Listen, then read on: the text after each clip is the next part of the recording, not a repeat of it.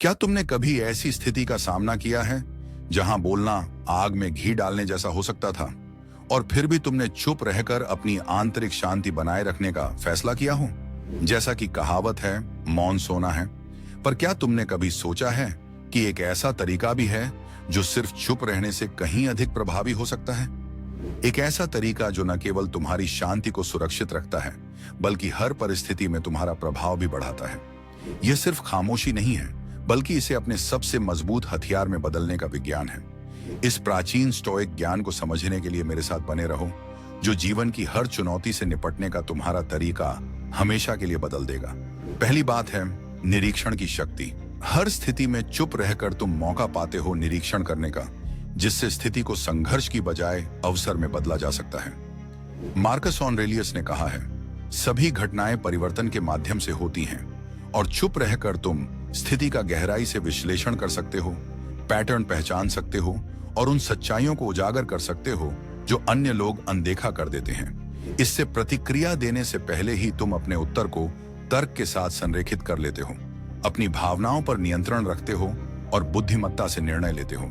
दूसरी बात, जब बात सच में महत्वपूर्ण हो तभी बोलो। चुप रहना मतलब हमेशा कुछ न कहना नहीं है, बल्कि सही समय का इंतजार करना है।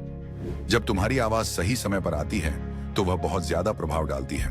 एक सटीक शब्द बहुत अधिक प्रभावशाली होता है बनिस्बत अनावश्यक बातों के। तीसरा, ऊर्जा को पुनः दिशा दो। जब कोई तुम्हारी आलोचना करता है तो वह जानता है कि तुम्हारी प्रतिक्रिया ही उसकी संतुष्टि का कारण है। चुप रहकर तुम उसे निराश कर देते हो, लेकिन यहाँ एक रहस्य है, इस चुप्पी को ऊर्जा में बदल दो। उसकी नकारात्मक ऊर्जा को अपने विकास, अपने उद्देश्य और अपनी शांति में लगाए। चौथा, कार्रवाई करो, प्रतिक्रिया नहीं। चुप रहना और बिना कार्रवाई के अधूरा है। असली ताकत तब दिखती है जब तुम निर्णय लेकर कार्यवाही करते हो। जीवन की सबसे कठिन घड़ियों में इंपल्सिव प्रतिक्रिया आसान हो सकती है, लेकिन सच्चा साहस सोच समझकर कदम उठाने में है। शांत रहकर विचारपूर्वक विकल्पों पर विचार करो और फिर निर्णय लो। जब तुम जानबूझकर कदम उठाते हो तब तुम परिस्थिति पर कब्जा कर लेते हो। पांचवीं, दबाव में भी संयम बनाए रखो।